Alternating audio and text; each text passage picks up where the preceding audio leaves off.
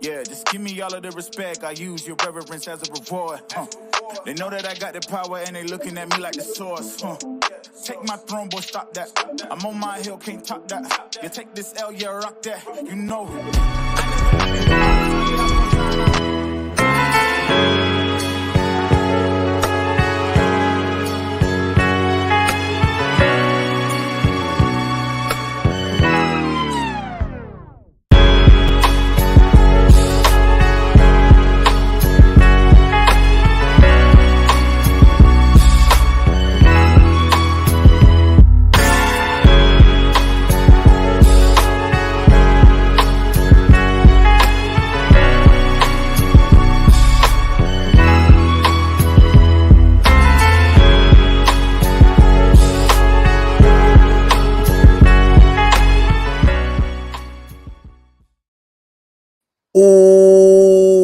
What's up, Knicks Universe? What's up, Knicks Universe? KOD Nation, stand up, and all you DJs, wake up and get your coffee.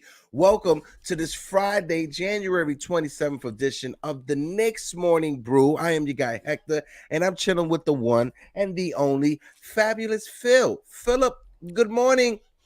Good morning, Hector. What's up, bro? How you doing? Feeling amazing, bro. How are you feeling this morning? I feel good, man. Like you feel good? Yesterday was crazy, bro. You feel good? I think we both got shape ups, right? We both looking like 100%. We both looking like $1,000,000,000. I made sure I had a shape up because you can't be the only one looking good on screen, bro. You really can't be the only one, you handsome bastard. But good morning. I am super excited for this episode. Yo, shout out to the chat. I see JJ already in there. I see our troll with love Delano. What up, DSJ? We got Jonathan in the chat. You know, I'm looking forward to today, man. You know, like it's a crazy day. Like there's a lot to talk about, a lot to think about, rethink. Like I don't even know, man. There's a lot to figure out right now. Oh yeah, and DSJ also too. This win last night, there was the win last night was a win. There was nothing with there. There was a consolation win, nothing like that, brother. This was a win last night against the Celtics, the number one team in all of basketball, the best record in basketball, the Boston Celtics, and we were able to handle them. Yes, we gave up a double-digit lead in the fourth quarter. I understand that, but that's the Knicks basketball. That's what we do in the fourth quarter. But to handle our business in overtime, Julius Randle, Jalen Brunson, RJ Barrett at the end. I'm going to need you guys to start putting some respect on Rowan Barrett III's name right now because the way people have been slandering this man, especially after a win, still saying that he's still trash, it just blows my mind. Knicks fans, you need a virtual and a digital hug. What's up?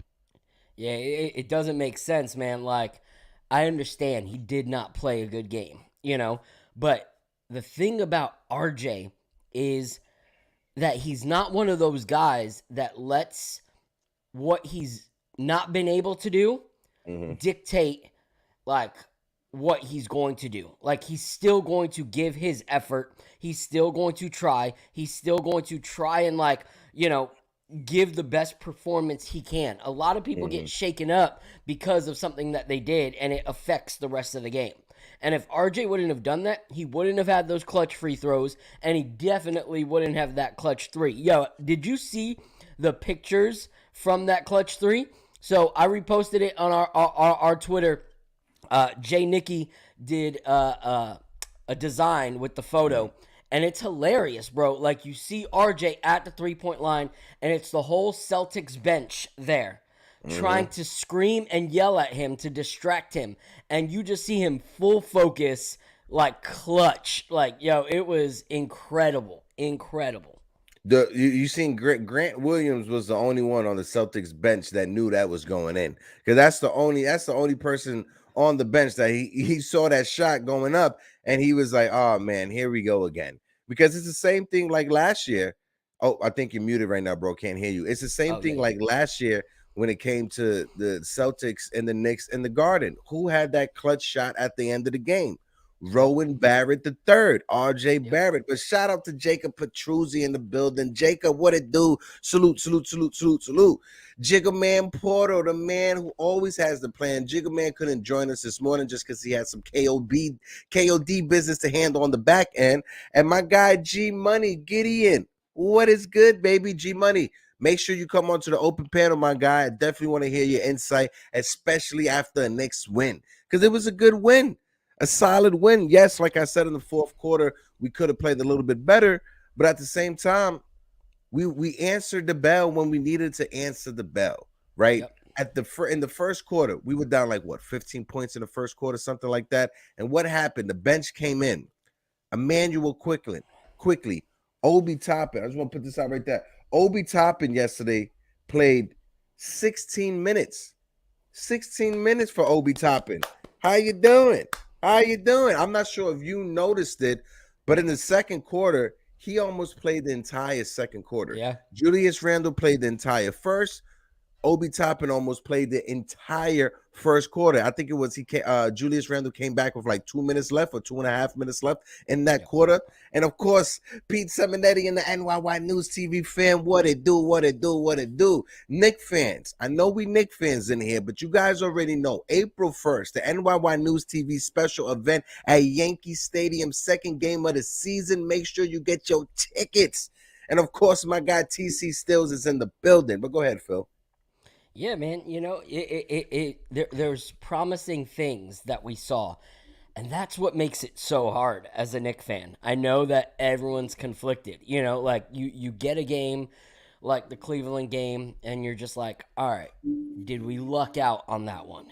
And then you see the performance last night, and I'd say about 75% of the things that we're fed up with as Knicks fans did not happen last night. Like 75% of the things that drive us crazy. The Randall over dribbling. Didn't see a lot of that yesterday. Was very thankful for that. Like the Obi Toppin minutes being friggin' invisible. 16. He had 16. Like he played more in that second quarter or just as much as he did the last game. So, okay, I can't complain about that.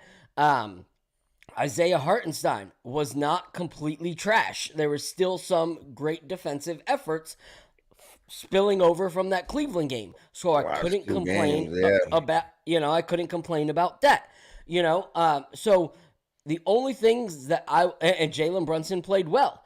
The only things that I would still say, okay, this is still my issue, is if this is how good we are when we are predictable in our offense and we don't move it much, how much more of a killer team could we be if we actually kept the defense guessing?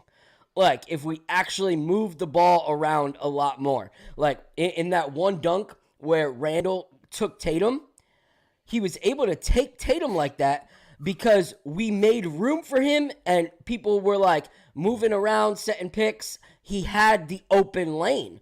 And that would be what it would look like a lot more if we moved the ball a lot more and weren't so ISO heavy. So there's pluses. And the other negative is how we close out games. Like, we got to figure this out. We got to figure out how not to leave it into the last, 2 minutes of a game. Because sometimes we execute and sometimes we don't. And that's an issue. Like, if we can make it to where we have a little more and we keep a little bit of that cushion going into the last 3 minutes of a game, I would feel a lot more confident in the last 3 minutes of a game if we were up 8 or up 10 at that point, instead of up 10 in the beginning of the quarter and then we're trading baskets back and forth and we're up 1, we're down 1, we're up 2, they're down, so that would be my two things, is actually facilitating a little more on the offense so that when it is ISO ball, it's, powerful, and how to close out games. Those are my two major things. But everything else I was pleased with, which is crazy to say. Do you know how many off top of your head without looking at your phone? Look at my eyes. Don't look at your phone. Do you know how many assists Jalen Brunson got last night? I'm going to say 6. 7. 7. All right, cool. Solid game from Jalen Yeah. Brunson. When you look at the stats, Julius Randle led the charge with 37 points. He was 5 of 13 from beyond the arc, 13 to 25 overall, but 37 points, 9 rebounds, 2 assists. Solid game from Julius Randle. Then when you keep going on, Jalen Brunson, 12 of 25 from the field, 29 points, 7 assists, 4 rebounds.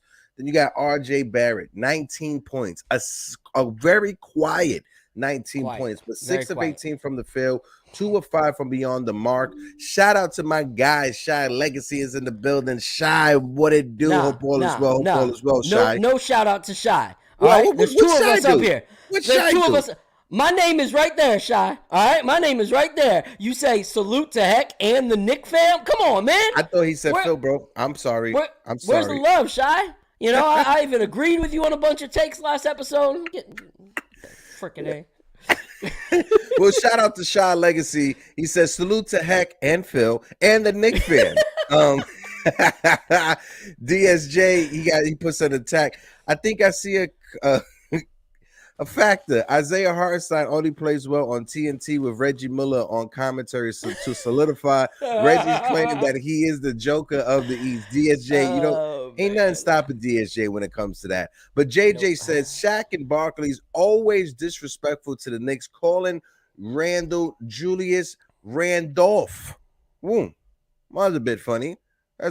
But you know, JJ, it is the easy thing to do to beat up on Knicks fans. That, you know, Richard Jefferson has made an entire career in the media as a media personality by poking fun at the Knicks and its fan base. My guy Trippy OG is in the building, the VSN basketball station. How you doing? Hope all is well. But if I could keep on talking about that bench, right? Because Quentin Grimes, he had a solid game. He was only 1 for 6 from beyond the arc, but 5 points defensively. He was a top dog defensively. But Quentin Grimes, you need to start knocking down your open threes. You had about 3 open threes at the end of the fourth quarter with like a minute and a half or 2 minutes left to go, and you clanked all of them, right? When you go to the bench, like I said, Obi Toppin, 16 minutes, 2 of 4 from the field, 5 points total, 1 of 2 from beyond the arc.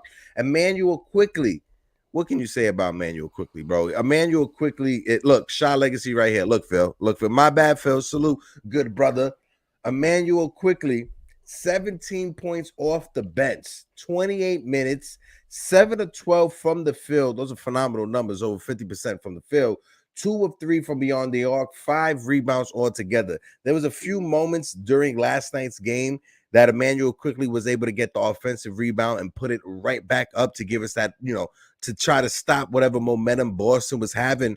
And we got to credit our guys. There's a trade rumor coming up. But what was your thoughts on the bench before we start talking about those trade rumors? And shout out to my man, Bones. Salute. Good morning, Bonesy. Hope all is well. Yeah, you know, so first let's talk on the Grimes thing. You know, go ahead, baby. I loved Grimes' defense. I loved his like bounty hunter style, you know, approach of he's Very not good going words. to back down from anybody. You know, one thing that they did point out was that in the commentary, and I was like, okay, I can take that, was how much of a beast he is on defense, but when he gets too low, like against players that are bigger than him, he's giving them the out, and he's allowing them to shoot over him because he's not a very big guy, and he's not that lengthy. So, like, as great as it is when he goes head down and he's in you, you know, it stops you from doing things, but it also gives the taller, you know, offensive players the option to just shoot it up on them. So that's the one thing that I was like, okay, I see that. And he's got to hit those threes. Like, Joe Mazzulla even called it out in the post-game interview. You know, they were talking about, like, should you have double-teamed Brunson and Randall more? And he's like, well, if we would have done that, like, earlier, we saw, you know, Quentin Grimes miss 3 open three-pointers. Like, he straight called out Grimes. And he's like, but if Grimes would have made those, would you guys have still thought that, you know, we should have done more double teams? You know, if Grimes, you know, made us pay for those double teams. But he didn't. So making sure that when you got those opportunities, you kind of clinch onto those, you know, missing 1 or 2 all right, but three open threes, that's a big thing. When it comes to the bench, I was just glad to see Toppin because I was seeing Toppin do things that don't have to be stats, that doesn't have to be point wise, like him setting good picks, him drawing attention from defenders, and so that was great. But you got to tip your hat off to Quickly, man. Like, he is playing ball. Like, Yeah. I don't know how this kid would not be considered for running of Sixth Man of the Year. Like, I just don't. It wouldn't make sense to me if his season continues like this that he would not be in the talks for Sixth Man of the Year, which is a good thing for us, but also a bad thing. Like, when his contract comes up, is he going to want to resign to be a sixth man? Or does he realize that he could be a starter on a ton of NBA teams? Like, do you want to settle for being a sixth man? Like, do you have enough chemistry with the team that you would settle for that role? Or do you aspire to be something more because you've shown that you can? So I think that's going to be the hard thing is, like, what happens with us and Quickly. I know the trade rumors are on lock. Like, come on. You can't still want to trade this kid. And then McBride, McBride played well off the bench. Like, he did play well. And so I'm happy with the effort as a whole from our bench. I'm happy with the effort of our team. Even Hartenstein, I was happy to see. I was happy to see Sims growing in some areas. So it's hard. Do I still think that, it showed me one thing for sure. Hold on one second. Heck, take over. Do your thing.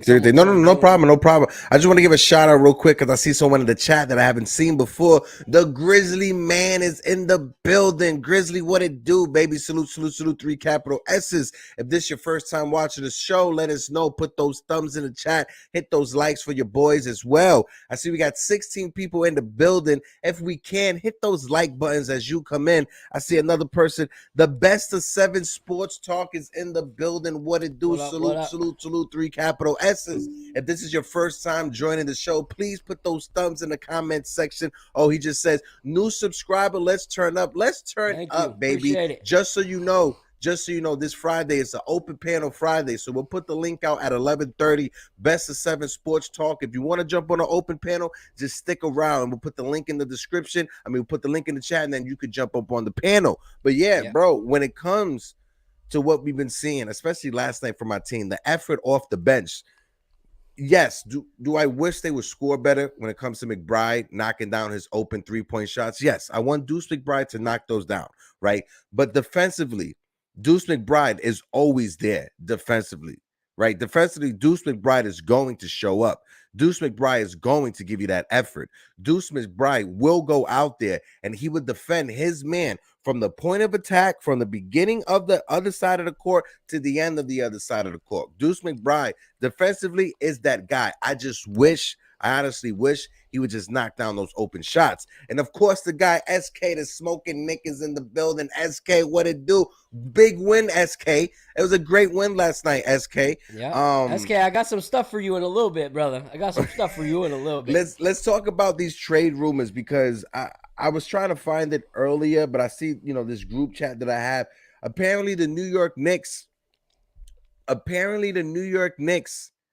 they offered multiple draft picks for OG Anunoby, and they turned them down. The Raptors turned them down. We all know who Masai Ujiri is when it comes to the GM, the president of the Raptors. It's the same guy who fleeced us in the Carmelo Anthony deal, right? So the Knicks did offer, well, apparently according to the rumors, right? This is all according to the rumors, right? The Knicks offered multiple first-round picks for OG Anunoby. They didn't offer Emmanuel Quickly in first-round picks. They didn't offer Obi Toppin in first-round picks. They offered multiple first-round picks for OG Anunoby. My guy Phil, when it comes to OG Anunoby, what's your thoughts about OG and the rumors about the Knicks offering a deal for him and are in conversations to try to acquire him? Yeah, I think... SK, not speculations, according to the reports. That's different than speculations. Yes. So I honestly There's many things I don't like about our organization. One thing that I do like is how they approach that. If all that stuff is true, like you're hearing that they want this, like they want all this stuff for OG. A lot of teams will just come and be like, all right, we really want this guy, so let's give up all these things and acquire him. The fact that the Knicks are willing to say, hey, we're not going to give up anybody. We're going to try to just go this route, like, I think that's wise. I think that's wisdom. They could have gone in and been like, hey, we'll give you this player and these picks, and it might have bit. Or the bad thing about shooting too high is what if they would have bit with just the picks? You threw away a good player not knowing that they would have made the deal with just the picks in the first place. So I think it was a wise move for them to start low. And if they really want OG, now we figure out where it goes from there. Like, where do we say, okay, now you're asking too much, but not offering too much from the get-go? I actually think that's wisdom. So I have to say that, like, I think that's a wise move in what they were willing to present to Toronto off the bat, And if it works out moving forward, cool. If it doesn't, cool. I think OG's a good player. Where we struggle a lot is, like on our defense, and so I think that he would be a great piece for that. Now it's just a matter of, okay, can we get somebody for just these picks? Because here's the thing. SNY TV posted something today. And it kind of is the first time, if this is true, that we do have some direction on what's happening. It said, with Julius Randle, Jalen Brunson, RJ Barrett, and Tom Thibodeau, this group has the starting point of a winning roster. No rebuild is now necessary. The Knicks roster has a foundation to build off of via Ian Begley. So if this is the route that they're going, the picks really don't really matter much to them anymore. If they're not really looking for someone in the draft, if they're looking for someone to come and they realize what we've all realized for a while, that like we have a bunch of talent if we actually utilize them right. Now they're probably, if this is true, then they can use those picks if they're not planning for future drafts and use somebody to come that would go well aside them. I honestly think that's a smarter move to go for a guy like OG than to be aiming at a guy that's only got a few more years of productivity like Zach LaVine. So I think that's wise. So what are your thoughts on it? Well, before I get to my thoughts on it, I just want to say this right now. Throw this out so people in the chat know the super chats are now available for the channel. Just so you guys know, the super chats are available for the channel. If you want to support in any way so we can pay our bills over here, you can just put in the super chat. You guys know that you don't need to put in the super chat in order for us to highlight your message. We always highlight everybody's message, but to help the channel out and to help us grow a little bit more, you can add a few bucks into the super chat. How they say, $1 a day keeps the doctor away, as they say. But I agree with you with that settlement when you brought up about the Knicks going low first before showing their hands, right? Because that's been our history, right? We go up with our best offer first, and then we get a counter offer, and then we overpay for a player. That has been the Knicks MO for the longest, right? I'm glad the front office is finding another direction to go when it comes to that. If we're going to make the move for OG and Anunoby, make the move for OG and Anunoby, right? Bring somebody in. I know a lot of Knicks fans, they aren't fans of Tom Thibodeau. They feel like if we trade for a piece to upgrade this roster, all we're doing is just enabling Tom Thibodeau and everything that he does, right? But hopefully we figure something out and we bring somebody, because we're just one piece away from being a solid top 4, top 5 team in the East, right? The Grizzly man got to find a way to get Cam in the mix, still a young player. Listen, bro, we want Cam Reddish to be out there. We really want Cam Reddish to be out there. But this comes down to Tom Thibodeau. If Tom Thibodeau is still the coach for this team, Cam Reddish is just going to be wasting away on that bench, right? So for the sake of Cameron Reddish and his NBA career, make sure that we get Cam Reddish someplace else where he's able to actually have an opportunity to thrive. Wherever it is, I don't know. Whether that be to a team that's already contending. You see the Lakers got Rui Hachimura. They got Anthony Davis coming back. Maybe they get Cam Reddish to help LeBron James over there. But whatever it is, Cam Reddish needs to get to a place where he's able to be himself and actually thrive. Right, we got a super chat in the building. Jay Boogie with the super chat. Jay Boog, salute. Appreciate that $5 super chat. Jay Boog, Blood of the Panther. Dolan is entirely unserious. Entirely unseriously. That's what I said, bro. Entirely unserious. Yeah. That's what I said, bro. Stop trying to correct me. Entirely unserious, and so is Leon. If you heard the interview by Dolan, it's clear none of this matters more than being fun. Listen. When it comes to James Dolan, people know how I feel about that man. People know how I feel about that man who sits in his castle on the top floor, whatever. People know how I feel about that man, right? He's the owner of this team. That's not changing. That's not changing, God forbid, unless something happens, right? So until that moment happens, this is who we got. This is who we got. This is our guy. He goes on national TV and he makes himself look like a fool. That's just a reflection on us Knicks fans. But this is the guy that we got. So I'm gonna just be laughing along the way. When it comes to James Dolan. And this is the thing. Best of 7 Sports Talk. Appreciate that, my guy. Salute. Go ahead, bro. Here's the thing: is like we could speak till we're blue in the face about Dolan, about Rose, about Thibodeau. It's not gonna change anything. Like this man has proven that he's not going to sell the team anytime soon. He's just not going to. He even said something about, if they want to, give me issues with the liquor license, what I'm going to do is the next Rangers game, I'm going to have no alcohol there, and I'm going to give out everyone's, from the liquor company's phone number and, email address, and you guys can send your complaints to him. He just doesn't care.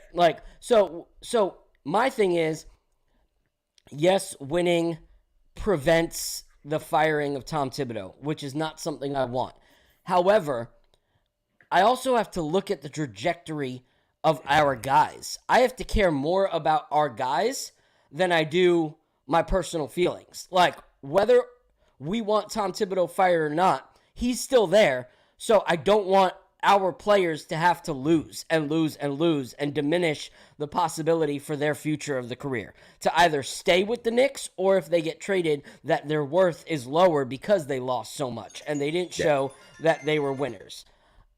So my thing is I don't want that to be the case. I don't want our guys to suffer because we're just waiting for Tom to get fired and we're just losing in the meantime, So I still have to look from a business point of view and go, okay, RJ's in his 4th year now.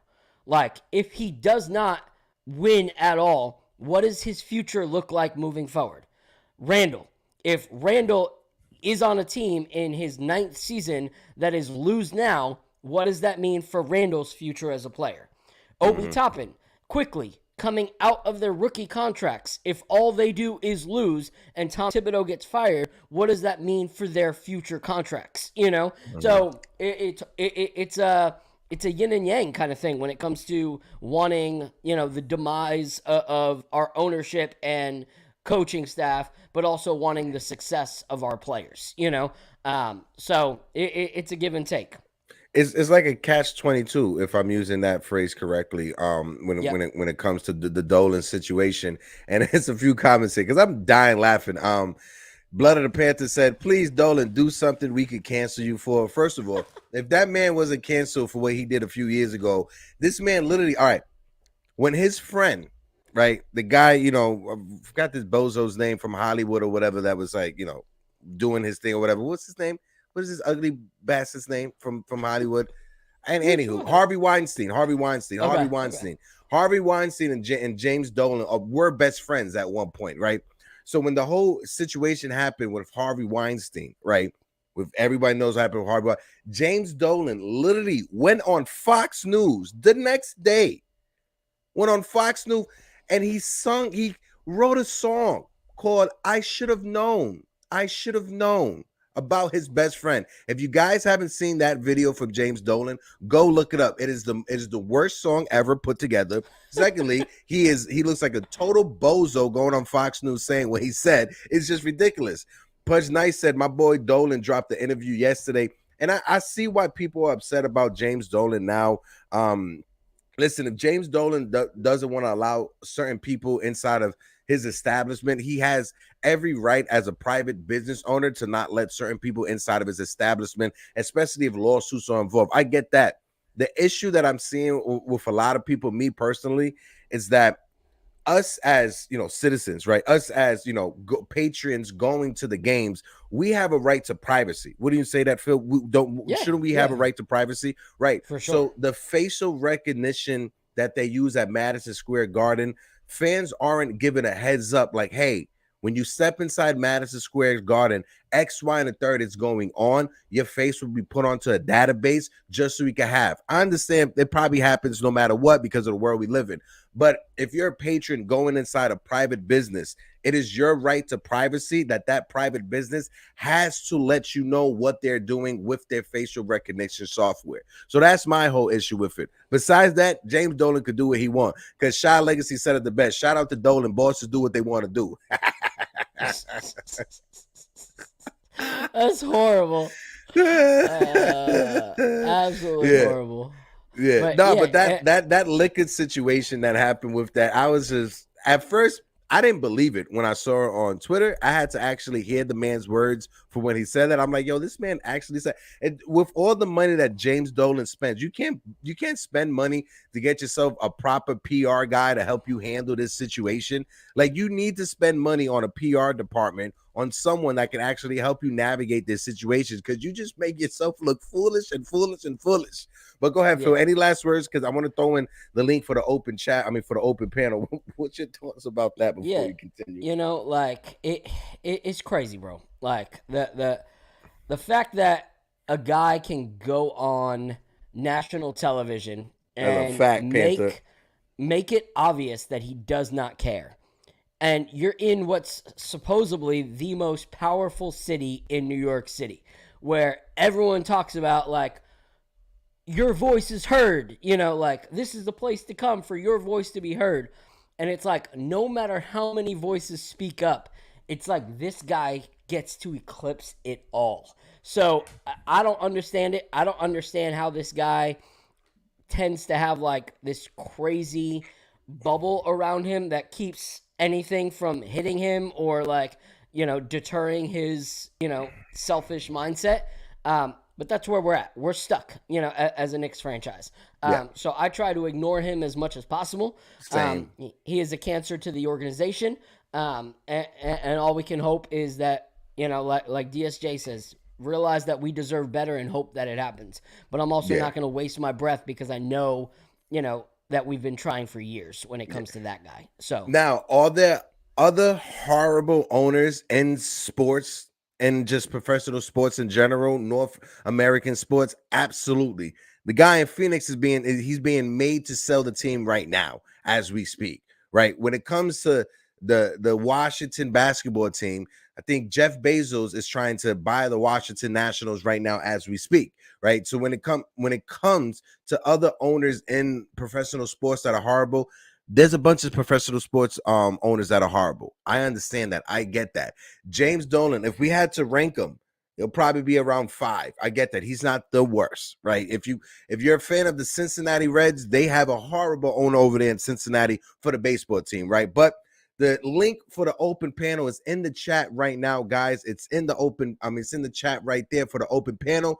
Just please, if we could just follow the rules and regulations for the open panels. Please respect YouTube's and Twitch terms of service, because at the end of the day, Phil and myself still want to have a job. We still want to have a place where we could go and we could talk Knicks basketball. So we appreciate everybody if they could just respect the terms and services. And shout out to Pudge Nice, because while we was having this conversation, Pudge Nice, he switched his profile picture to James Dolan. Yo, Pudge Nice, shout out to you. Salute. Also, if you're coming on to the open panel, if somebody is giving their take, allow them to finish their take before you chime in. Everybody will get the time that they need to say their take. But Pudge Nice, bro, you really made my morning with that one. He literally in the span of like 3 chats that he said it, because he went from this right to this. Yo, did you see earlier DSJ, when we were talking about like super chats so we can like feed our families, he said our super chats are gonna go to Phil's hat collection. Yeah. You're not wrong about that, DSJ. You're definitely not wrong. He said, disclaimer, the thoughts and views of the Bozo owner, the goofy front office, and the donkey head coach are solely Delano Stills Jr. and not the channel. Yo, Bones as well, right. brother Bones. I know you in the chat. If you want to come on the open panel, just click that link for the open panel. My man Chris Joseph said Dolan has crippled this team from a basketball perspective. He just hasn't gotten caught yet doing the bad stuff that the owners have. I can't disagree with you on that one. Can't disagree with you on that one, Chris. So while we wait for someone to come up, I'm gonna tackle this one, and we can open up the chat with this. Why we do that? Smoking. All right. I'm going to tell you something. Record this for yourself, brother. All right? I wore this shirt. This is the Starks, the dunk. One of my favorite moments as a Knick fan. Randall had 2 of them gems last night. Ooh. 2 poster dunks. Ooh. 2. So I tip my hat off to Randall and the way he played last night. Am I still going to be honest and say that there were some things in the fourth quarter that he started to do that I was just like, Randall, don't ruin it. Yes, but that was probably the best game that I've seen from Julius Randle, because it wasn't the solely Julius Randle show. It was him actually reading things like we were talking earlier. That dunk on Tatum, he was able to not force himself. It took 2 dribbles for him to get into the paint. He didn't over dribble or anything. He saw that RJ, or I think it was RJ, cleared space for him to the right, and he went and utilized that and dunked nasty on Tatum. That's what I want to see Randall do, is not force things, but to see that, with my skill sets, I don't have to force things because I have the skill sets to be able to do this. So less holding the ball and more actual like movement to get that right opportunity, and Randall would be a stud. I would stop saying trade Randall straight up. I would be like, nope. If that's the Randall that we had every night was last night, I'd be done. I would have bought a Julius Randle jersey immediately. So shout out to you, Smoking Nick, like straight up. And then SK just comments, it's more where that came from. Believe it. when it comes, so. Did you see the post game interview when he was being interviewed after the game, Julius Randle? And shout out for his comments, because he said, I feel like I'm in high school again, the way that I'm able to dunk, because we haven't seen Julius, especially within his last few games, because it's been like every game he's dunking and he's catching a poster every game recently. And shout out to Julius Randle, because like I've been saying over these past few weeks, Julius Randle is having the best season of his career. The season he's having right now is better than what he did when he was an all-star a couple of years ago, when he was all NBA, right? Yep. My only issue from the beginning of the season was, if this team was going to lose the way that it's going to lose, trade Randle and let him go be somewhere else where he can actually be on a winning team, not this loser circus show that we have over here in New York. But now that this team has finally found themselves, now that this coach has finally figured out his rotation, after what, a month and a half, 2 months into the season, now you figure out your rotation. We have 4 games over 500. We have a 15-11 or 15-10 record on the road. We are killing it on the road. We need to pick it up better back at home in the Garden. But as of right now, January 27th, with the Knicks being 5 games over 500 in the playoff, in the thick of the playoff hunt, just beat the number 1 team in all of basketball, best record. How can you complain about this team right now? Yeah. And in that fourth quarter, I'll throw it to you right after this. Yeah. The movement without the ball, you saw it. That's what we need for this offense to thrive. Because when Brunson has the ball and he passes it off to the center, who then passes it off to Randall, who then finds RJ Barrett, or RJ Barrett finds Quentin Grimes, it looks beautiful. It looks poetic out there. Go ahead, Phil. Yeah, 2 things.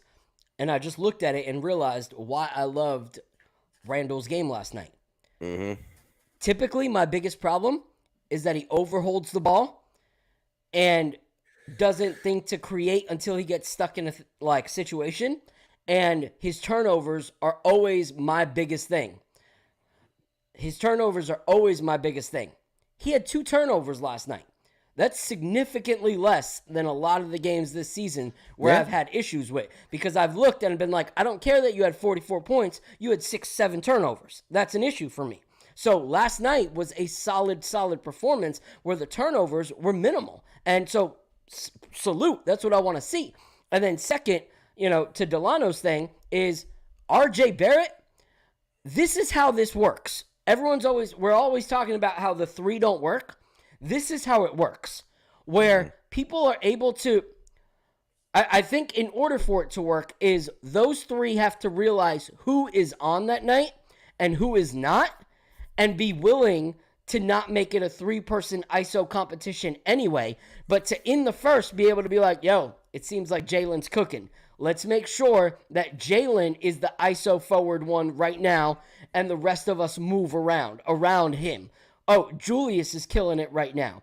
Instead of it being like which one of us can be the highlight tonight, like how many of us, which one of us, let's look at who's actually doing well in those first few minutes and try to make them the centerpiece. And then when they get cold, let's rotate it, let's use our ISO strengths, but not all at one time. It's kind of like you watch, like you play video games growing up, like you don't throw like a Hadouken and a Sonic Boom all at the same time, Sonic Boom, there's different things that you have to do. You can't use them all at one time. You have like 6 finish-ins, but you can only use 1 per game, So that's what we should be doing, is figuring out how to make that ISO ball work, because it worked yesterday, and I think it worked yesterday because RJ was off. So it wasn't 3 of them, doing that. So we'll see.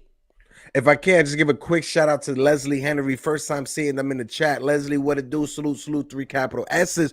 Before we continue, I got to bring the man, the myth, the legend, the one and only J Boogie up to the panel. But before I do that, check this out. Yeah. What y'all thought y'all wasn't gonna see us? We in here. You dig? Shout out to the Big Blue Nation. Everybody that's been rocking with them Giants, staying loyal. Stand up. Stand up. Stand up. Somebody tell them we back, we in the trenches. You see that front D line that got them flinching. Joe, show them the way, handle your business. They don't want to see this weight that we benching. When it comes to the swag, this year's Big Blue. You don't want to see that cold season. Somebody tell them Mars, yeah, they got it right. You see the stadium from the highway, this is MetLife. It's only right that I hit. J Boogie, what it do? Good morning, J Boog. Salute, 3 capital S's to you, sir. Good morning, gentlemen. How y'all doing? Good late morning, man. Blessings, health, and happiness to you all. Shout out to the chat, the most amazingest people, the most loyal, the most respectful, the most beautiful, and the biggest people it is in the league, period. Ain't no other franchise got a chat base like we do, you know what I'm saying? Shout out to you all. Happy Friday. Blessings and health, happiness to everybody. Hope everybody by the day right now, you're in the greatest form of health of life. And if there's anybody in your family, you know what I'm saying, going through anything, we pray that they get through and not only go through, you know what I'm saying? What a beautiful Friday it is. How is everybody doing on this day? Oh, it's chilling, I'm chilling. I'm happy whenever I get to hang out with Uncle J Boog. But Boogie, after last night, I'm on a different high right now, bro. It's right. Like it's like I was having one of these little brownies right here that got a little special ingredient inside of it. But I'm on a different high after last night, J Boog. What's your thoughts after last night, man? Man, after last night, all I can say, man, broke my leg the first year, said your boy I wouldn't come back. That Calipari, Kentucky, you know I'm a Wildcat, a big lion haters betting on it till I got fans this year that say I'm an NBA league killer. A lot of haters went off, but now they back on the wagon. I'm on the wing, that left pivot keep jabbing, that crossover step back like I'm two-stepping, the same footwork Kobe sent from heaven. Rest in peace to Kobe, too, you know what I'm saying? Mm-hmm. Julius is a child of Kobe Bryant, too, you know what I'm saying? But, man, Julius is in his bag right now, you know what I'm saying? He's better than what he was doing the All-Star turnaround, you know what I mean? He's in a different mode, different bag, you know what I'm saying? And you got to salute and appreciate what that man is bringing to the table right now, what he's doing, you know what I'm saying? The effort on all causes of the game. And the thing about, sometimes, guys practice on things they need to do when they're not in the game. Julius is practicing on doing things in the game. That's why he's learning and getting better inside the game. It's a lot of things Julius did that he wouldn't have done that he's doing now, you know what I'm saying? And Julius is also, let me put this out, Julius is also making Quentin Grimes better. Julius is got him up under his wing. I want to put that out there. But it's a lot of big moments that Julius had last night. You know, I want to look at the moment where it's when, you know what I'm saying, when they almost threw the ball down, he ran it down at half court and turned around and looked at the shot clock 6 seconds. Didn't, you know what I'm saying, hesitant or look to just shoot a jumper. No, I'm getting to this rack, getting to this cup. You know what I'm saying? Julius is finding out what's going to be his strength and what's going to work for him. So if we got Julius facing the rim and also with his back to the rim and also, you know what I'm saying, in a happy mode and he's playing with other people on the team and rocking with the team, we got a different showcase going on with Julius Randle. So I'm happy with what the squad got going on. Shout out to the whole team. I'm happy with the whole team. I'm still a line, you know what I'm saying, to throw this out before I forget it, from my man JD Sports Talk. And he said something that was real majorly huge last night. And RJ had a terrible game. You know, no answer bad. He had a terrible game. But them 5 points that he scored at the end, the 2 free throws and the trade, that eliminates that. Why? Because if we have to if Brunson can drop 40 points and we wind up losing that game, we can turn it around the same way when somebody has a bad game and do good things in the clutch and we win the game. You know what I'm saying? So that's a big thing, you know what I'm saying? He never got rattled, even though I was on him last night too. I know a lot of people was on him, but he never got rattled. When the big moment times came, he was there for the squad, the trade, the 2 free throws, you know what I'm saying? Those was clutch, man. But I'm happy about what's going on with everybody in the squad. I hear a couple of people getting down on Grimes. Yeah, he got to knock down those J's. But I substitute no legs for a jumper if you giving me all your legs on defense. And that's what he's been doing. He's been checking the best 2 players on the court back-to-back games. You don't just go check, you know what I'm saying, and give your hard effort, you know what I'm saying, for Spider with all that cutting and all that, and then jump from that and go do that against, you know, Tatum. I'm not looking for him to score buckets or anything like that. If he's giving me his all and you know what I'm saying, which you can't stop them guys, but if you can contend with them, make it their harder effort for them, then you're doing your job. You know what I'm saying? I need somebody else to step up in his shoes. Like, that's why I say, RJ, you're not checking the best player on the field no more. So I need your game to get all the way up. You know what I'm saying? And all these, you know, this disappearance, I don't need that from RJ, because the team right now is going to go as far as RJ wants to go. If RJ wants to be that third monster with Brunson and Julius doing what they're doing and IQ coming off the bench and we getting multiple defensive stops and we don't have Mitch on the floor, you know what I'm saying? Then, you know what I'm saying, we got some things going. We missed a lot of rebounds last night for the game last night on the defensive end. All that shows that we missed Mitch. Also, we missed the extra rebounds on the offensive end that from Mitch, that he gives us extra buckets. But I'm happy with what the squad. That's a big-time win, you know. I've been saying, you know, if you got to get out of the basement first with the basement teams, and we out of the basement with the basement team, now we're in the middle of the pack. We're fighting with Toronto. That's why Toronto don't want to give us that dude. He don't want to give us – that's why they overbidding for him. He's not worth all that. You know, they overbid him because, you know, want to see if we're gonna bounce. No, we didn't overbid and go get Spider. Spider's better than him. So we're not going to do that for him. But we're fighting with Toronto. We got games coming up with Miami. This is what you got to do. You got to knock off the basement. You got to take care of the middle of the pack. And then you can look up and see what you got going on. You know what I'm saying? But you got to go through your steps first. And that's what the Knicks are starting to learn, what's going on, and get through their steps and realize, yo, those are the teams that we're after. We can't play with those teams, but if we play together and we put everything on the floor, go hard, you can never say what can happen on that floor, man. We lose, we give up games, you know what I'm saying? But last night's show, we could take a game overtime. You quite thinking that, yo, oh man, we don't blow it. It's over with.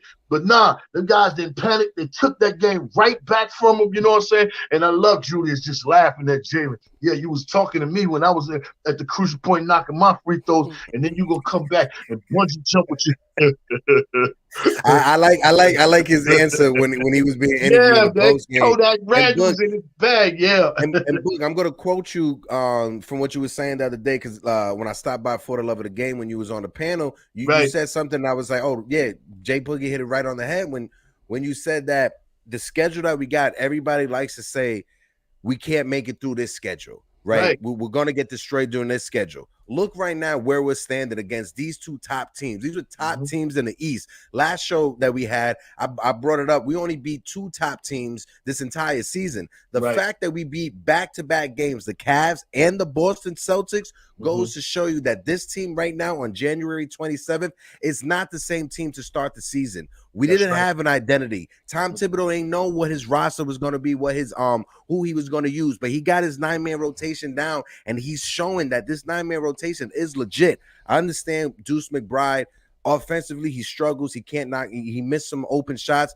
Defensively, that's all we need that man for. Defense. That's whatever he gives us on the offensive side. It's just a plus. It's just an added. It's just an extra cherry on top. Defensively, Deuce McBride is meeting you at the point of attack from the other side of the court to the other side of the court. He's not giving you no inches on the defensive end. He ain't giving you no breathing room. But Phil, I'm gonna throw it over to you, and I'm gonna bring G Money up to the panel. G Money, what is good? What's shaking and baking, everyone? How you doing, man? And speaking of shaking and wiggling, Julius Randle was shaking the leprechauns and stole the pot of gold under the rainbow. What's going on, guys? What's going on? Chilling, man. What's good with you, my brother, man? What's going on? Yeah. You know, like what Jay Boog was saying, you know, like, here's the thing is, when it comes to anything, you know, a basketball game is 4 quarters. You know, it's like 18 rounds of boxing. You know, like if you could stand on your feet and not allow the punches that you're receiving to knock you out, and you get in those haymakers at the end of it, and you win the fight, you win the fight. That's right. RJ Barrett was that guy yesterday. Like, so many players, we talked about this a little earlier, but so many players would be disgruntled and they would crack under that kind of pressure because all they're thinking about is how they dropped the ball earlier in the game and how they've been a failure. They would not have the confidence to shoot that 3-pointer.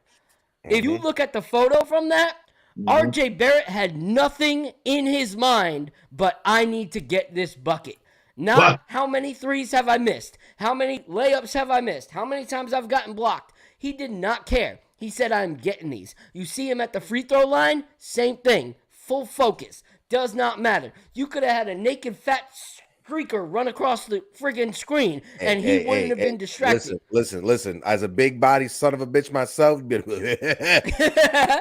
that's the thing is RJ came in clutch because he had that. I'm willing to play all 4 quarters, even if the first 3.5 were mediocre.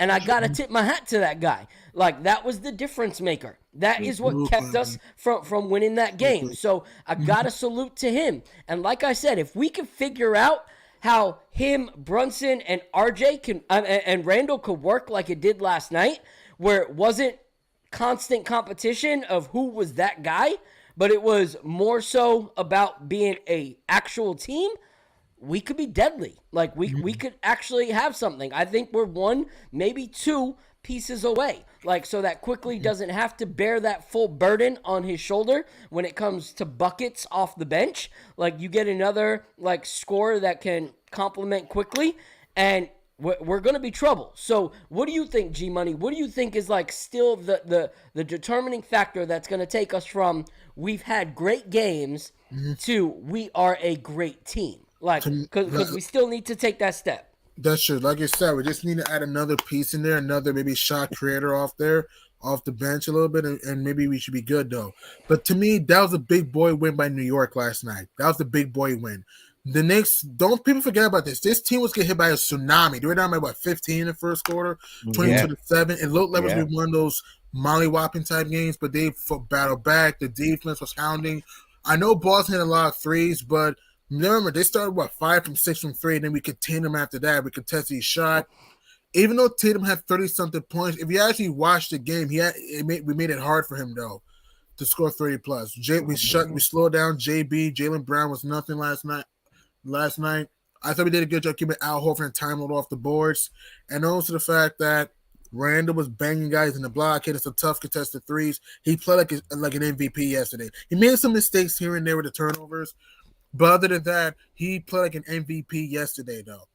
MVP, Jalen Brunson, he hit some big-time mid-range threes. And don't forget, he had that big rejection of Malcolm Brogdon sealed the game, though. People forget about that. That big block saved the game right there. And even Jericho Sims, we got to give him his flowers, though. He was a beast on the glass, had the big karate Jackie Chan block on Time Lord to save us from blowing the game in regulation, send us to overtime. And RJ Barrett, he was RJ Brickett, 3.5 quarters, and then in overtime he hit an enormous trifecta at the right corner to give us the lead, and also to hit the free throws to put us up by 3, 121-17, and that was huge. And even IQ, he was a spark plug in the first half. His 3-ball, his floater was right on point, and he was big time. And this was a big win though. This was a big win because this was a big win to show that we're mentally tough, to show that we're hungry, we're ready. Tibbs made proper adjustments, and this team is not starting to find themselves. Like we had the Nets without Kevin Durant, we had the Lakers. You should win those games if you're the Knicks, though. So just keep building up on this, keep taking these games seriously, and try to get ourselves out of the get into the top 6, and we should be good.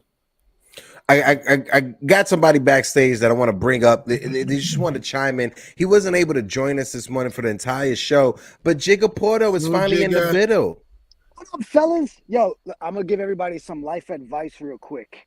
When you got kids, you get teacher conferences when they act stupid at school, all right? And it's the worst thing to do on a Friday morning, especially when you... Well, that's how crazy it is. Your teacher conference got messed up for the stream, but I just want y'all to know that was history right there. You never seen before footage. That was Jiggaman. He was hang gliding. You never see nobody hang glide on a pot. He hang gliding. Look at him. Listen, from up here, I just gotta say, I think every game we play should be away from the Garden. We like to win when we're not playing at home. Big time fast, 15-10. Every new game. Yeah, the fact that he actually looks like he's hang gliding, that's the funny part about it. But before I continue, Jay Book, another conversation that you guys were having was about Kendrick Perkins and the people at ESPN not wanting to give the Knicks their flowers when it's due, especially after that game against Spider Mitchell. But I have something here. This is hot off the press from Uncle Kendrick Perkins this morning himself. Hold on, I got the audio. How I'm feeling about the Knicks, Molly. Look, all I've been hearing about is that the Knicks don't have a superstar, but guess what? They have a dynamic duo in Julius Randle and Jalen Brunson. And last night they had 66. They combined for 66 of the 120 points for the Knicks. The Knicks are playing inspiring basketball. Julius Randle should be an all-star, and Jalen Brunson should be an all-star. That's how I feel. It's not about the Celtics. It's about the Knicks today. It's about the Knickerbockers. Activity. That's a statement right there. Boogie, what's your take on that? And then throw it over to Phil, because I want Phil's take on it also. That's how you keep self real. You know what I'm saying? You always have to make sure that you keep it real with yourself. And if you're real with yourself, you're real with the people. And when you're real with the people, they're going to come back, you know what I'm saying, and commend you for the things that you do. You know, he's one of them guys that talks on both sides of the Knicks. If you're doing bad like we do, he rides you. But when you're doing good, you know what I'm saying, he's one of the ones that comes out there and lets you know, you know what I'm saying, and you feel it. He comes out there and lets you know what's going on with the Knicks and everything, what they're doing, and how they're rocking. So I love what he's doing, you know what I'm saying? I appreciate the words, you know what I'm saying, keeping it real with us, you know what I'm saying, while the other ones, they keep it fake with themselves. You're not being fake with us because we know how to critique and love our own players and do it ourselves. So you're only going to be fake with yourself. But when you can be real with yourself, it shines a whole lot further than your darkness go. And I'm gonna pass you off to my man Illfield. But before I do that, I know he stood up. He was rocking that John Stark. I'll be honest with you. I had a funeral this morning. I had my all black gear on. I went to the Boston funeral, this morning. But I changed up when my man showed me. I wanted let him know too. You know what I'm saying? Hey. Because I slam on the ghost like I'm John Starks. Yes, sir. That's from my man Worldwide L too. He had that put together for me over a year ago, man. So I needed that right there. That junk is fire. Wait, was that one of the ones that's been sitting in his house for like 2 years that he hasn't gotten to somebody? Yeah, I had to keep begging him for it. Like it's like asking D Nice for a Yankee hat. What am I getting? Yo, go ahead, Phil. Go ahead, Phil. I need to just make my own since I don't want to wait 2 years for it. But that's a dope hoodie. When it comes to like Perk and all these guys, the first thing I gotta say is, we gotta stop being hypocritical as Knicks fans. Where we get so pissed off. Listen, where we get so pissed off that these announcers don't give roses or like they talk trash because on any given night, you can go into an actual Knicks Twitter space, which is all Knicks fans, and you have more people throwing more shade and more hatred and more venom towards the Knicks than these announcers do. And this is our own team, so we can't come out and be like, oh, all these announcers who used to play against us, like you think of it, Richard Jefferson had a huge, rivalry with the Knicks. Reggie Miller, one of the biggest rivalries against the Knicks. So when you got guys like these, I don't expect them to give us many flowers. I don't. It's not like we're the Memphis Grizzlies where we've been a team, but we've never really pissed anybody off and don't really have any enemies, But what I think is funny is that we as Knicks fans have no problem with other Knicks fans in our circles bashing the Knicks as much as they do, but then when people give little slight comments on television, we get a little upset. But it's also to the point of we've also done a lot of stupid stuff as a Knicks franchise. We've allowed ourselves, based off of our ownership and leadership, we've done a lot to make us a laughingstock at times, So anything that we've done good before, we've also shortly after done something just as big, if Super not bad, bigger, yeah. that was stupid, So it's oh, they got Carmelo Anthony, and then drama. So let's not focus on Carmelo anymore. We're going to focus on the drama. Porzingis, oh, now drama, So right now, we're not giving them enough stuff for them to ignore the good that's happening. And I think as long as that continues, they're going to have to highlight it whether they like it or not, And so I'm fine with them giving somewhat side compliments because that's still a progression from what we've seen for years. But I also just hope that we don't do something stupid to ruin it and give them excuses again. The thing is Fat Joe said it best. Jealous ones still envy. When you are a team worth envying, no matter how good you do, you're going to have haters. You're going to. We made those announcers hate us so much in their days of play that as they've moved to a new career, they still cannot let go of that hate and animosity.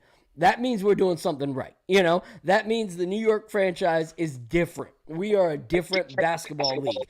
We have the truest fans. We have the truest people that we can go to war with each other and we're still going to come out bloody with blue on us. We'll be red and blue with one another. But Facts. Someone else coming in, we don't take it. So I'm fine with it. I'm fine with the hate. That just means we're doing something.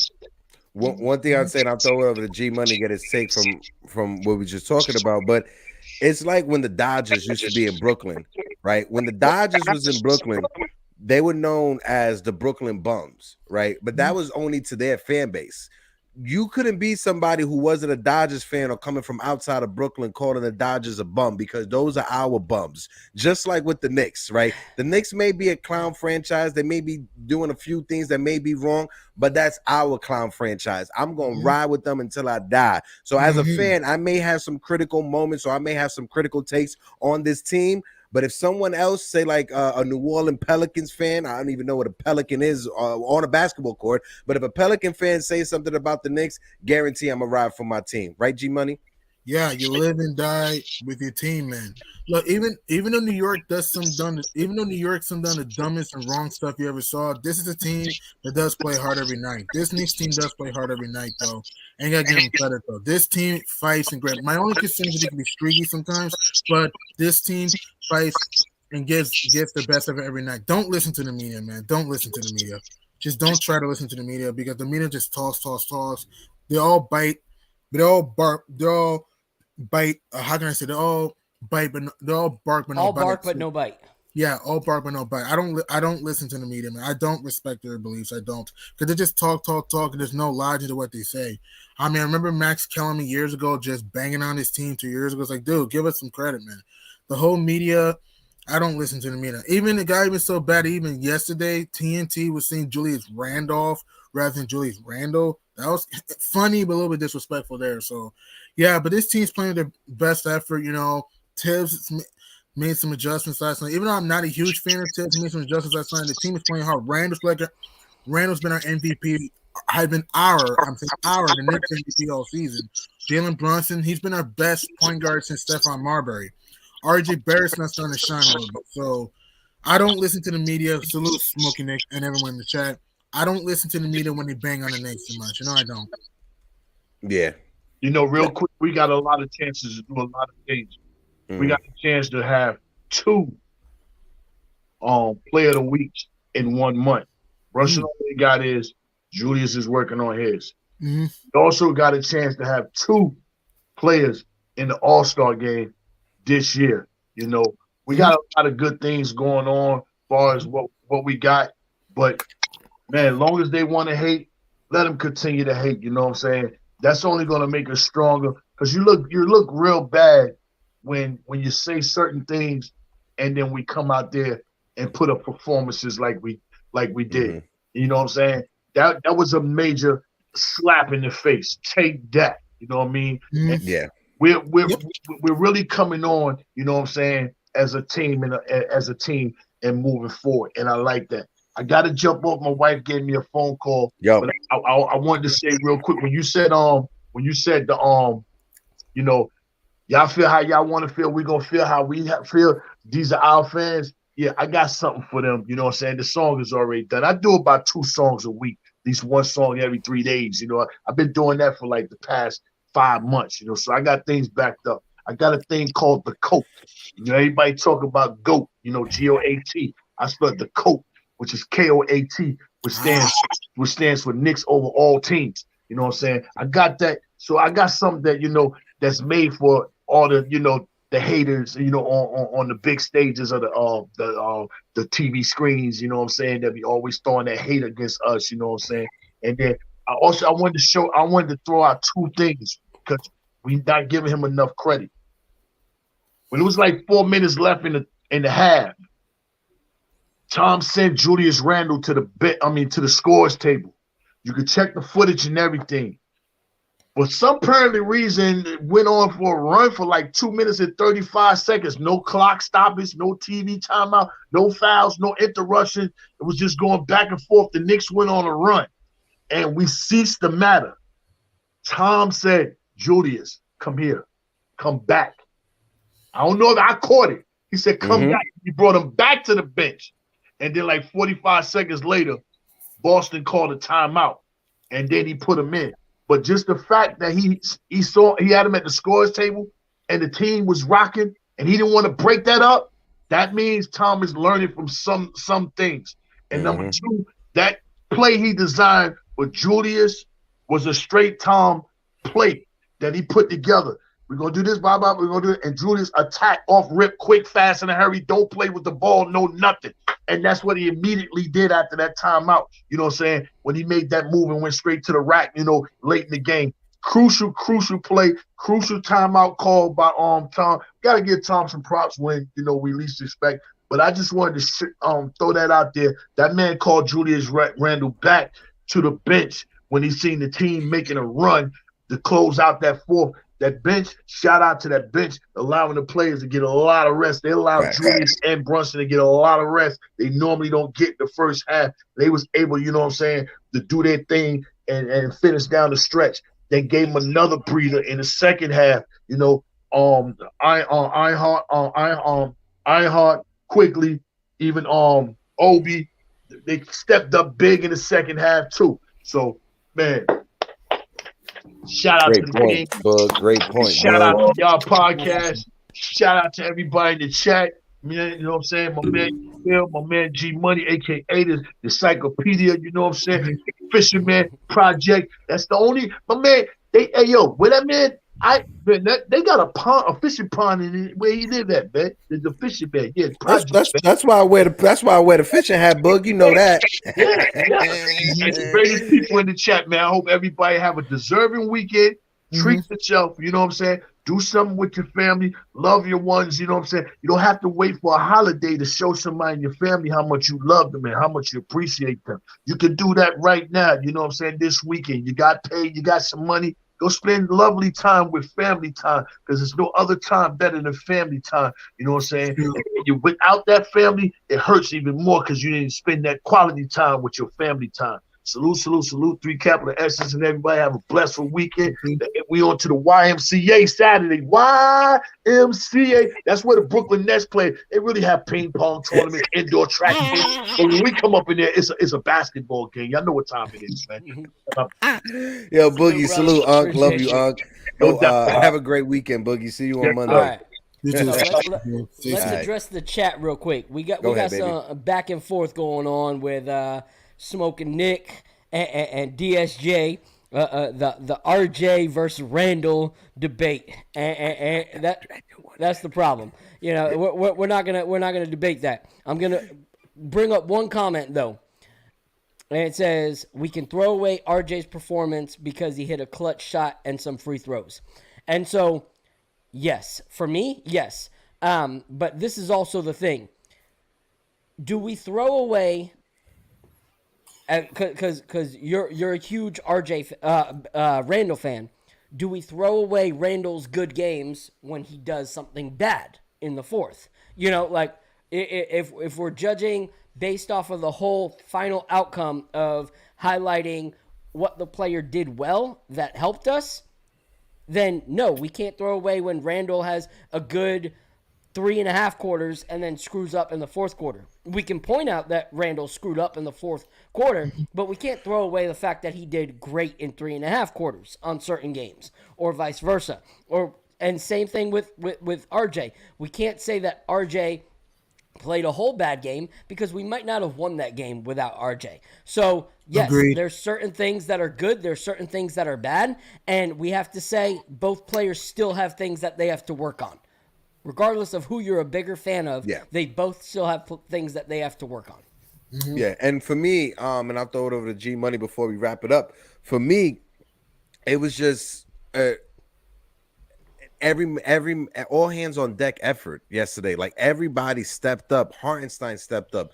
Jericho Sims stepped up tremendously. Right, Jericho Sims definitely stepped up. Obi Toppin had a run, like Jay Boogie was saying. Even credit to Tom Thibodeau, because in that second quarter, he could have easily put Julius Randle back out there, but he realized that second unit was meshing together. They were doing that thing, so he kept them on the court. It wasn't until that timeout that Boston called with like 2 minutes left in the game, 2 minutes left in the quarter, that they put Julius Randle back out there. So seeing Obi Toppin getting extended minutes, 16 minutes, and I know it's weird for somebody to be like extended minutes is just 16 minutes. 16 minutes is a lot of minutes for Obi Toppin. So hopefully going forward, we see the same thing from Tom Thibodeau, not scared to just loosen the reins that he has when it comes to holding this horse, because when it comes to Tom Thibodeau, he has those reins tight. He pulled back. But we've been seeing, especially these last 2 games against the Cavs and the Celtics, Tom Thibodeau is easing up a little bit. He's trusting the players that he has on the court, and they're proving it to him that, listen, coach, you can trust us.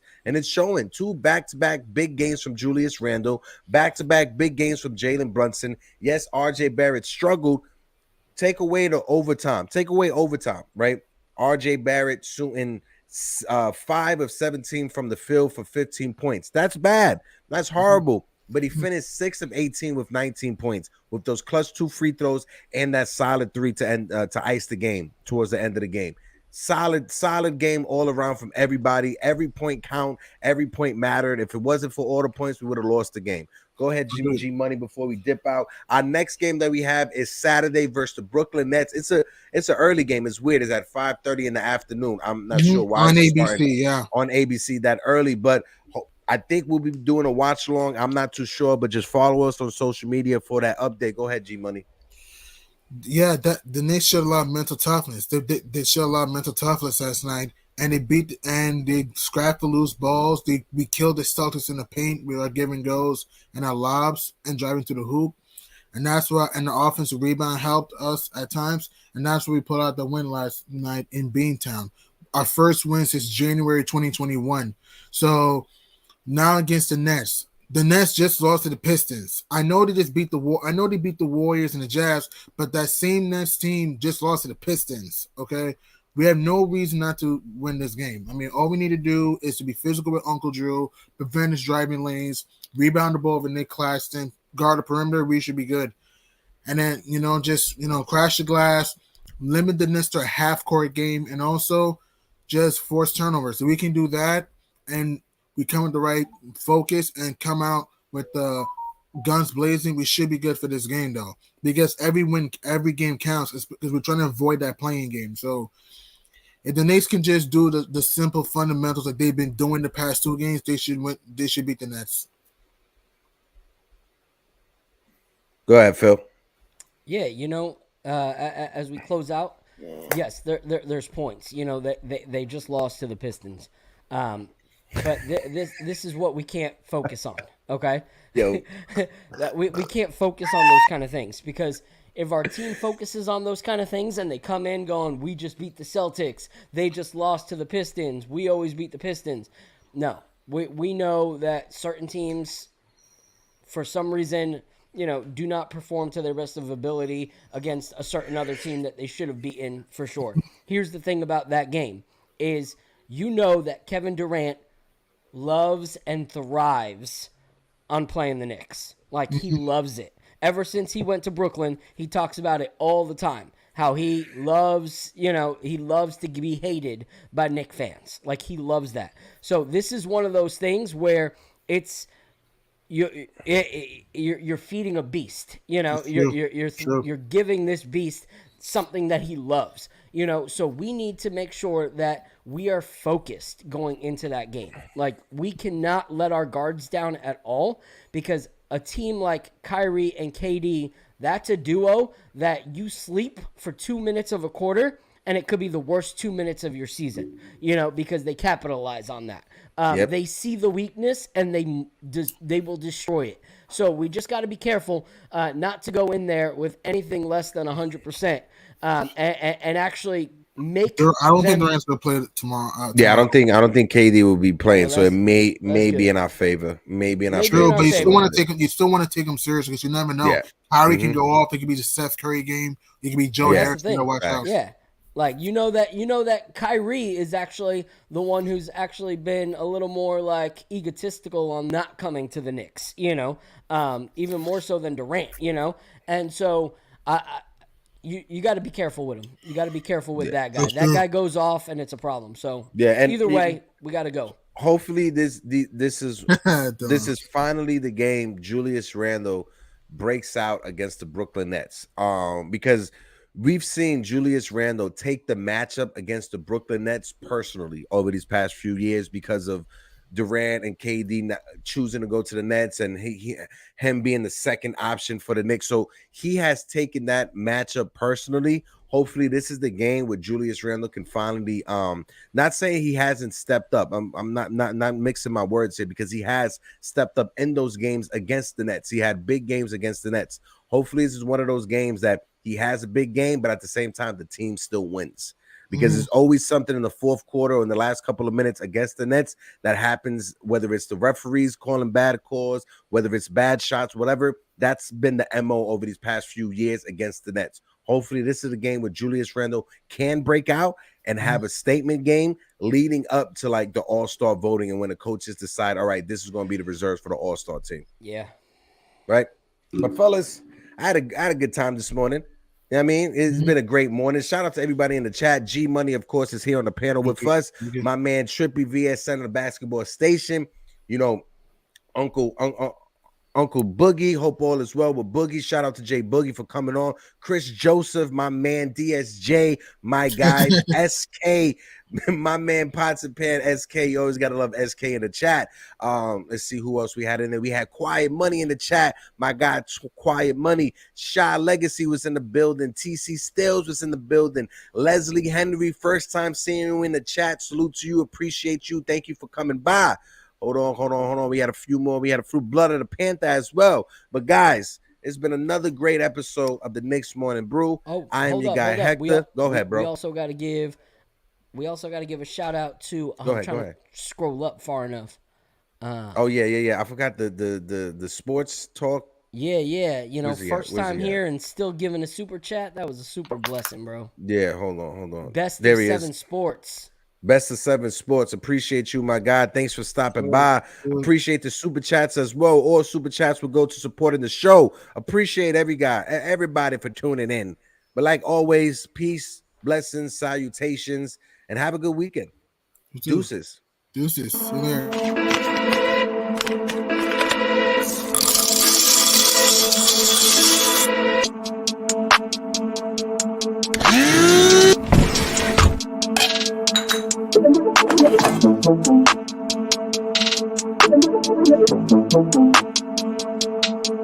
Eric Wallace, appreciate you, Eric Wallace.